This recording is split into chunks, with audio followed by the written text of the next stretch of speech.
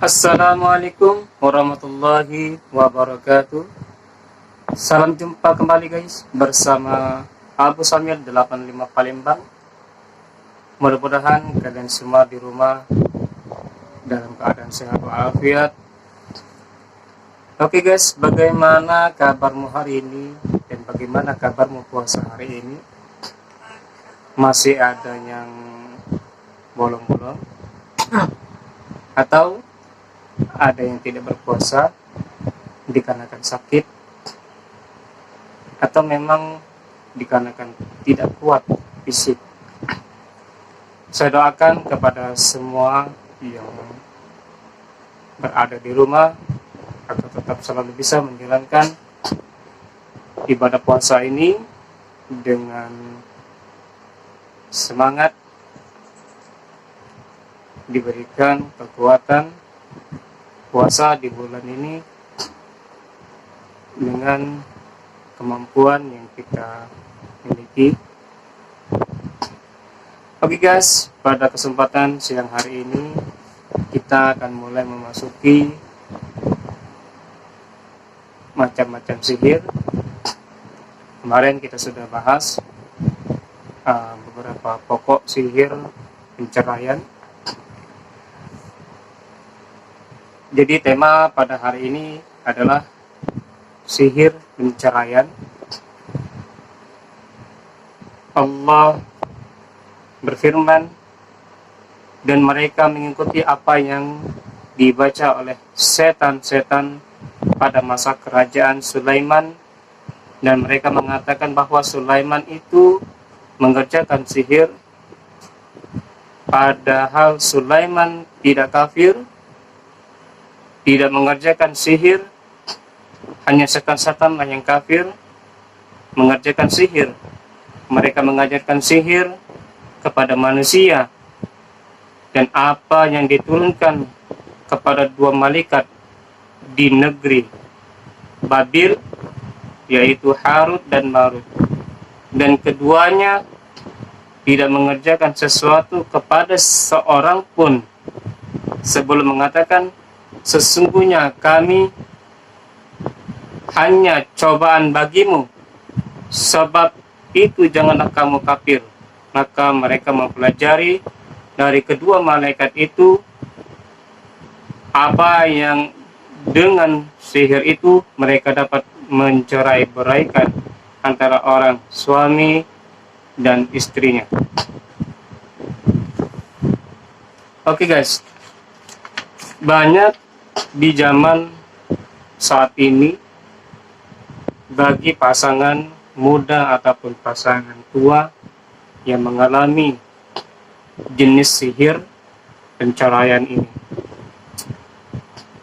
Lalu bagaimana ketika seorang mengalami gangguan sihir tersebut? Apa yang harus dilakukan? Pengobatannya tidak lain adalah dengan cara melakukan metode ruqyah, ya, karena ruqyah lah yang mampu memberikan suatu penyelesaian bagi permasalahan yang dihadapi oleh orang yang mengalami gangguan sihir tersebut. Lalu indikasi apa saja yang terjadi pada sihir penceraian? Di sini ada 7 sebab. Yang pertama indikasinya yaitu berubahnya keadaan secara mendadak, tiba-tiba dari kecintaan kepada kebencian. Sering merasa curiga antara keduanya. Tidak ada perkataan maaf, membesar-besarkan perselisihan sekalipun hanya disebabkan masalah yang sangat sepele. Perubahan penampilan yang terjadi pada mata istri dan suaminya.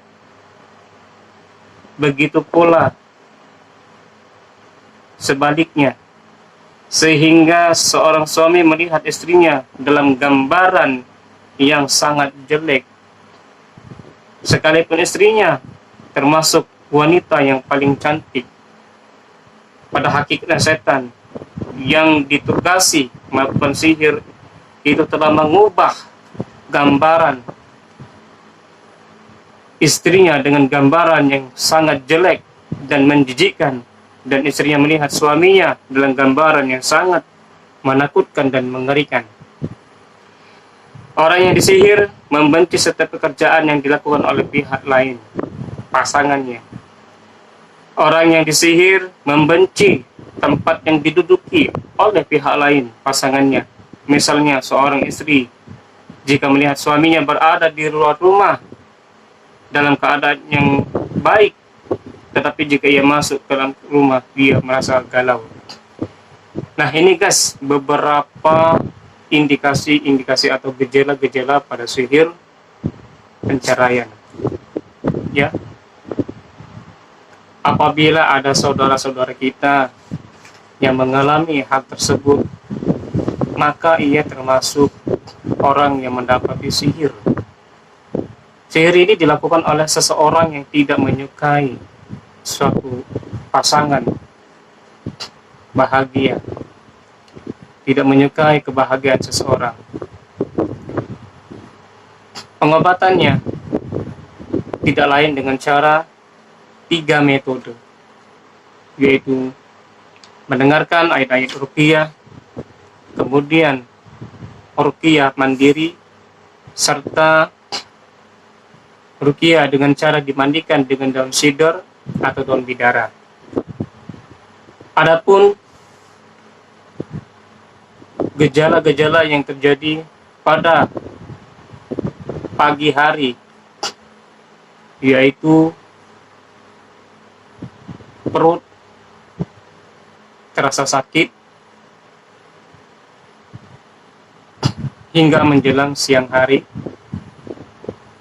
Kemudian pada siang hari mulai ada rasa takut dan cemas, gelisah, galau, sampai menjelang waktu asar kegelisahan itu akan menjadi-jadi, sulit untuk tidur, merasa ketakutan,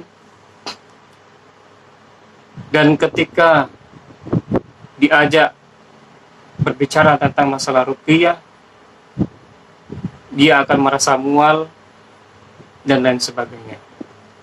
Hingga waktu menjelang maghrib dan di pertengahan malam, kegelisahan itu akan lebih meningkat.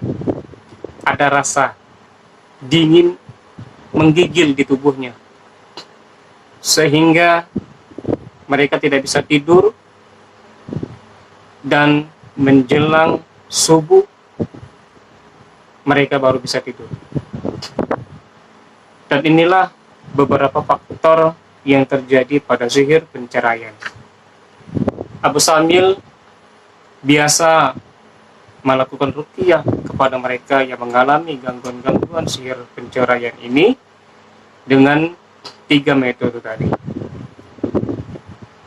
Tetapi metode-metode ini hanyalah sebagai perantaraan saja, dan yang memberikan suatu kesembuhan itu hanyalah kepada Allah Subhanahu wa Ta'ala. Jadi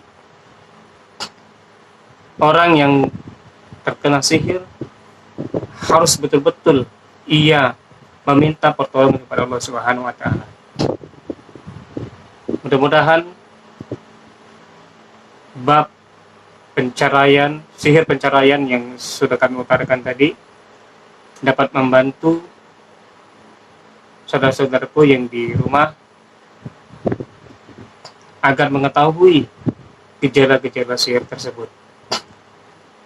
Nah, itu saja pembahasan kita pada pagi hari ini. Mudah-mudahan bermanfaat. Lebih dan kurangnya kami mohon ampun kepada Allah. Kepada kalian kami mohon maaf yang sebesar-besarnya. Mudah-mudahan kita terhindar daripada sihir penceraian ini. Kepada Allah kita minta agar Allah menjaga diri kita. Oke guys, seperti biasa, jangan lupa bantu dukung channel ini agar lebih berkembang, agar bisa memberikan manfaat yang besar kepada kalian semua. Jangan lupa di like, subscribe, dan komen. di bawah ini. Apabila ada pertanyaan, silakan kirimkan komentar Anda agar kami bisa terus belajar. Oke guys, demikianlah pembahasan kita pada pagi hari ini.